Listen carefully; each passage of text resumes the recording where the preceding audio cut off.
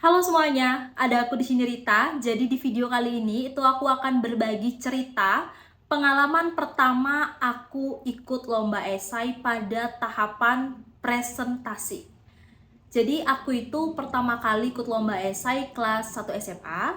Beberapa hari nih aku baru masuk di SMA, itu aku udah mulai tertarik dan aku mencari banyak informasi perlombaan. Itu aku carinya di Instagram, banyak banget akun Instagram yang menyebarkan informasi perlombaan, itu kalian bisa cari dan ikutin.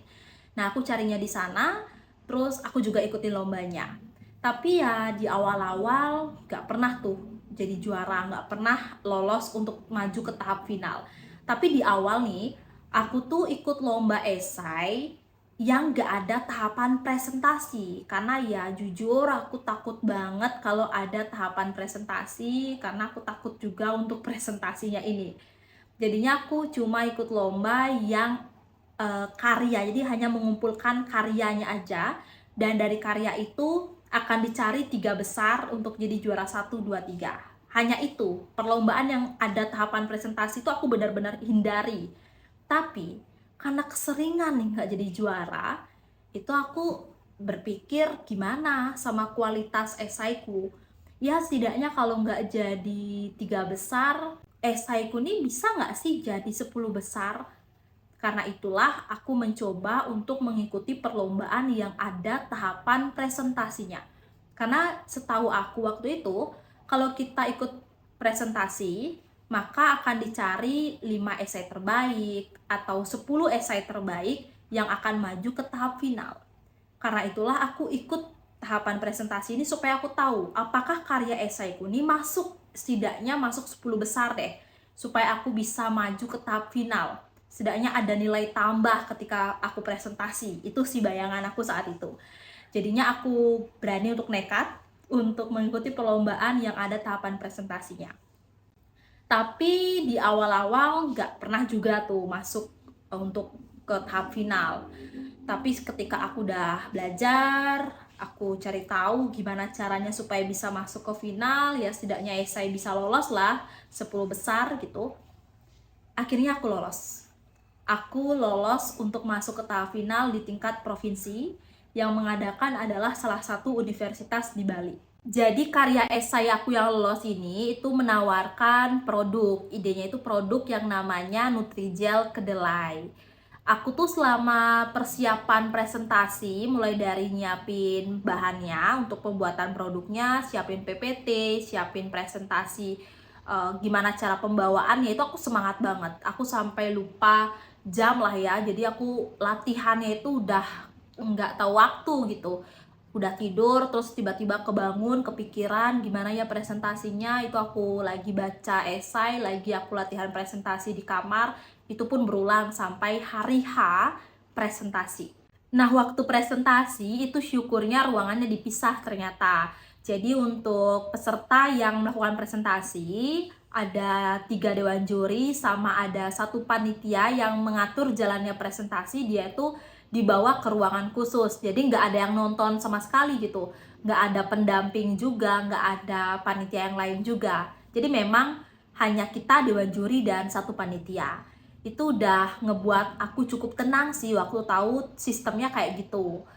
Tapi meskipun tidak ada penonton, mikrofon yang aku pegang itu tetap basah ya. Jadi kayak tangan aku ini basah banget, megang mikrofon tuh juga basah, gagang mikrofonnya tuh basah karena saking deg-degannya. Terus aku berdiri tapi nggak kerasa gitu, kayak ngerasa tuh melayang, bener-bener aduh.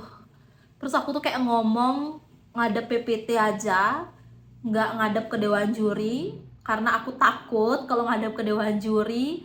Terus aku bener-bener kayak ngomong apapun yang aku tahu, apapun yang aku inget, apapun yang aku pahami tuh aku omongin aja. Tapi yang lebih fatalnya menurut aku adalah produknya. Kalian tahu nggak, produkku ini dia tuh tempatnya pakai rantang putih yang besar banget, sedangkan produk aku ini produknya kecil, Nutrijel ini kecil. Jadi pas dewan jurinya kayak ngegeserin ke kiri rantangnya itu, Nutrijel kedelai itu kayak dia geser ke kiri. Terus pas dewan jurinya kayak ngegeserin ke kanan, Nutrijel kedelai juga geser ke kanan karena kebesaran wadah, kebesaran kemasan gitu. Dan di sana tuh aku dapat banyak banget saran dari dewan juri. Aku inget banget juri yang ngasih aku saran ini perempuan. Beliau mengatakan kalau misalnya mau buat produk, hal yang penting adalah kemasannya juga nih, harus diperhatikan. Buatlah kemasan yang menarik, jangan pakai rantang. Itu adalah hal yang baru aku tahu saat itu. Dan aku harap sih buat teman-teman yang mungkin belum tahu, itu bisa kita hindari ya kalau misalnya teman-teman ikut lomba esai. Kalau produk nih, idenya jangan lupa buat kemasannya.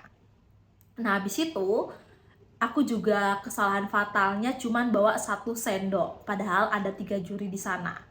Jadinya aku di sana agak lupa sih, 3 juri ini mengonsumsi Nutrijel kedelaiku atau enggak. Karena kan cuman ada 1 sendok. Terus aku juga nggak bawa piring. Jadi aku hanya bawa rantangnya itu, tapi nggak ada piring. Jadi aku kepikirannya, oke, jurinya bisa makan langsung dari rantangnya. Itu adalah kesalahan yang sangat fatal menurut aku. Dan aku sempat dikasih saran sama salah satu dewan juri, kalau kita buat produk Nutrijel kedelai, alangkah baiknya kalau Nutrijelnya ini bisa diolah dulu. Misalnya dihancurkan, atau kalau mau diisi di Nutrijelnya itu bentukin motif, misalnya motif bunga. Sedangkan waktu aku, itu kedelainya bener-bener aku masukin, cemplungin aja gitu di Nutrijel yang masih cair. Terus kayak ada di atas itu banyak, terus di samping-samping juga ada Nutrijel, udah ada kedelainya juga banyak. Itu benar-benar nggak ada motif dan sangat berantakan. Itu adalah kesalahan yang sangat fatal yang aku lakukan. Nah, singkat cerita, pengumuman juara. Dan ternyata yang diumumkan sama panitia gak hanya juara 1, 2, dan 3, tapi yang diumumkan juga peringkat terakhir. Peringkat terakhirnya adalah aku.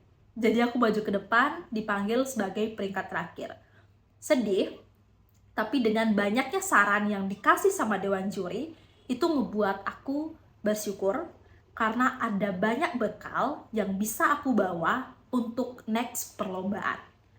Sedihnya itu ya, kalau dibilang banget sih, banget ya juga ya, karena itu pengalaman pertama aku berharap banyak di sana, tapi menjadi peringkat terakhir. Tapi aku cukup bahagia karena aku sudah sedikit tahu lah polanya gimana. Sama aku belajar banyak hal, itu sih yang paling penting. Aku bisa merasakan gimana panggungnya presentasi, gimana memegang mikrofon dan berbicara tentang apa yang kita buat. Itu adalah pengalaman yang ternyata beda kalau kita presentasi di kamar sama presentasi di hadapan dewan juri. Oke semuanya, terima kasih udah nonton video ini. Sampai ketemu lagi di cerita lainnya. Dadah!